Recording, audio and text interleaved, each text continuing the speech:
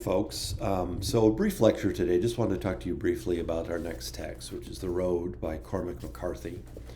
Certainly our most challenging text, our longest, the longest book that we'll read, but also at the level of kind of vocabulary and formal challenges the book presents. It's going to be our most difficult book, but I hope many of you find it to be perhaps our most satisfying or engaging book. Cormac McCarthy is an extremely important American writer. Many people regard him as the probably the greatest living American writer.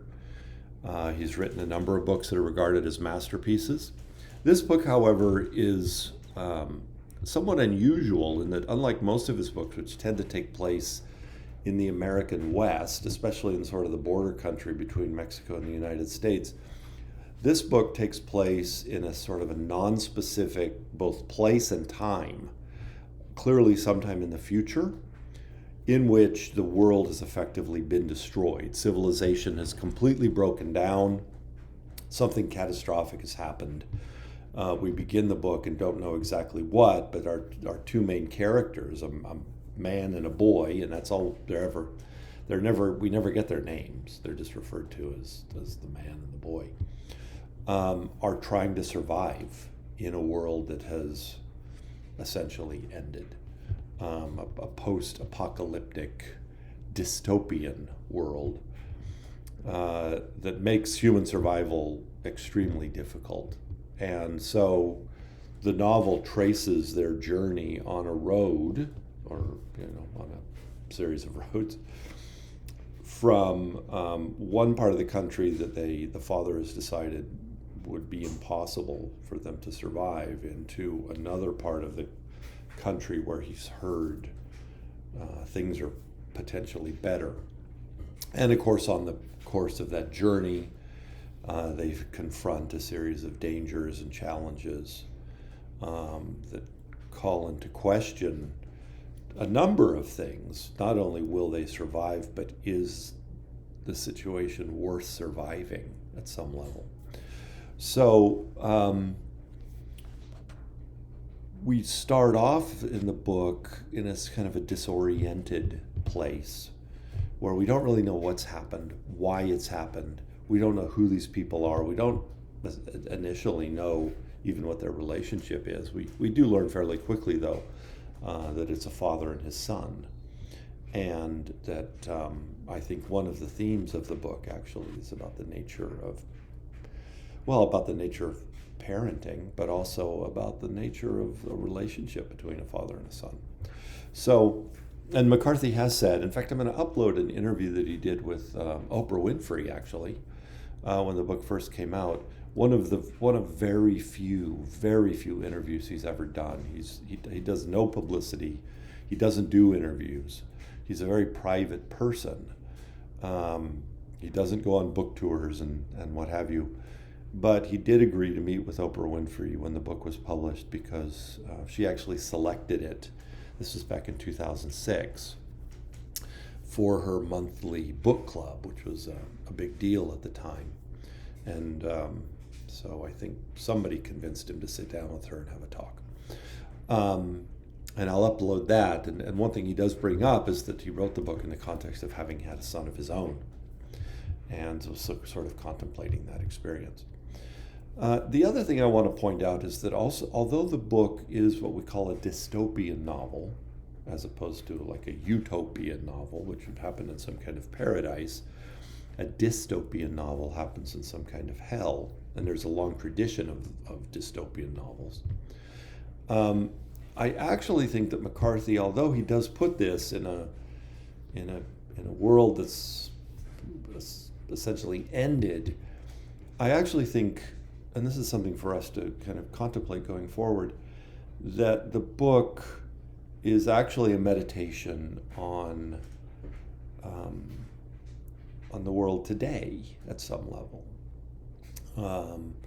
That although obviously we have not had some kind of huge catastrophe that's brought civilization to an end, I think McCarthy is exploring the notion that we live in an age of catastrophes, and And how does that impact our sense of who we are, our sense of responsibility toward one another, and especially toward our children? So something for you to kind of keep in mind as you read it, that to think about the ways in which the book, although it appears to be taking place in a world very unlike our own, is actually sort of symbolically or metaphorically contemplating actually what life is like today. So I just ask you to kind of keep that idea in mind as you read the book. I will say that McCarthy is going to probably present you initially with some challenges as a reader, in part because of the way he writes, the way he spells things, the way he uses punctuation. He has a habit of creating words, what we call neologisms, a word that does not actually exist, but that the artist has created to express a certain idea or to communicate a certain feeling about whatever it is he's describing. He also he's influenced as a writer by, I think especially by American Southern writers, sort of Gothic Southern writers like William Faulkner. And so he tends to write in kind of a very lyrical, expressive mode that can seem sometimes quite poetic and even almost as if it comes from another time or another way of thinking or being. And so it might take a little bit of time to adjust to his writing style, his use of punctuation, So I think what I'm saying is that, almost like Shakespeare in a way, although he's not nearly as difficult as Shakespeare can be at the level of vocabulary. It might take 20 pages or so for your ear to kind of adjust to the cadences and the rhythms of his prose. As you'll see, it is quite a poetic way of writing. The other thing I would point out is this is not only a dystopian novel, but it's a road trip novel or a journey novel. And there's a long tradition of those as well, almost dating back to the concept of a hero's journey, in which they have to slay some dragons along the way in order to get to the treasure that they've been seeking. And so you can think about the way in which McCarthy is using some of these literary traditions, the hero's journey, the dystopian novel in which the characters live in some kind of future world that requires them to discover resources within themselves that they might not have known they had in order to survive. A meditation on the nature of evil, some of the things, the challenges that they confront along the way are horrifying. Because what you see is a world in which civilization has completely broken down, and human beings, now uncivilized in some kind of wild state, have resorted to forms of brutality and cruelty and modes of living that can feel unfamiliar to us, hopefully. And yet I think McCarthy is exploring how those things are always sort of lurking there on the periphery of civilization and threatening our safety, our well-being, our sanity even. So a lot going on with the book.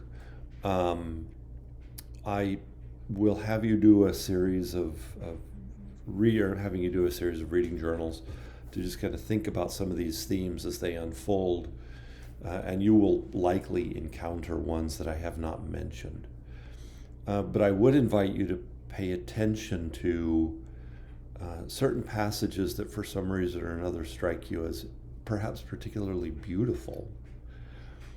Like all great artists, I think Cormac McCarthy is interested in the nature of beauty and in creating something despite the horror that he's of much of the content of the novel. In fact, a kind of tension in the novel is the tension between the horrifying events that are unfolding in the book and the sheer beauty of the writing, which is often worth, frankly, in my view, reading out loud. Some of the passages are quite stunning, and if they're to your liking, there are people who read McCarthy and think he's, kind of over the top and it's too much. It's not just a straightforward, normal, let's say, realistic novel in which the writing is sort of disappears in service of story. With McCarthy, as with, in my view, many great writers, including, for example, Shakespeare, there's always this sort of wonderful tension between the story, the power of the story as it unfolds, and the beauty of the language that is telling that story. So I invite you to kind of pay attention to that as you read it, and if you come across passages that you see as particularly engaging, a good old highlighter or pencil or something to make note of those is, in my view, worth having. I can open my book right now, and it's done did, and you might see I've got, I don't know if you can see it, but I've got stuff underlined and little stuff written in the margins.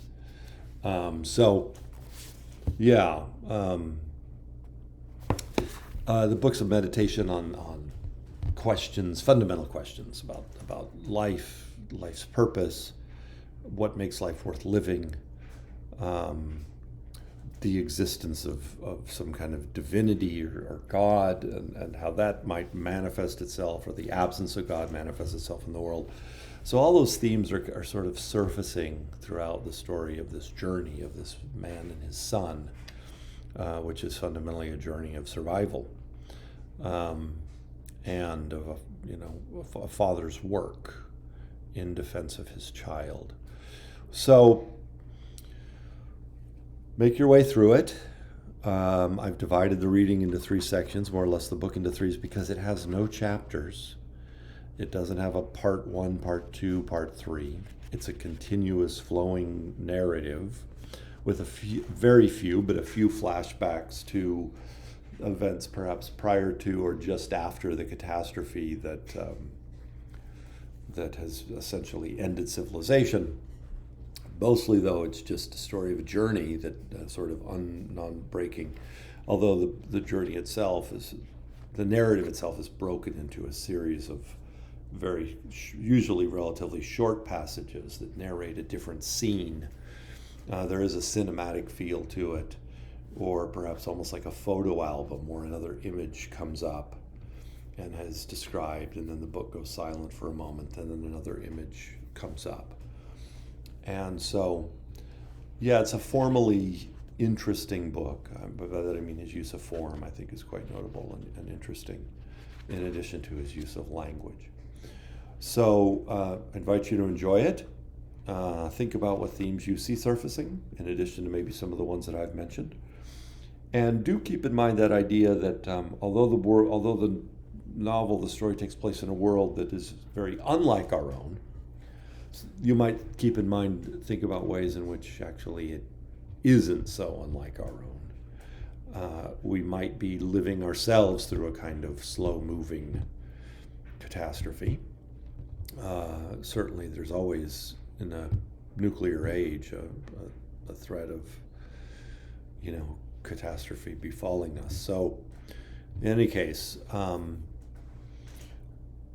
hope this has been helpful. And enjoy the book. I hope you do. In my experience, I've taught the book a few times before, and there are always those who don't love it, but there are often many who do really, really admire the book. I will also include as just an additional page in the module a link to McCarthy's interview with Oprah Winfrey. It's relatively short, and I think worth your time as a way to kind of get a better sense for the book and the writer and the project, the artistic project that we get with this extraordinary novel. So, all right, thank you for checking in, and more soon.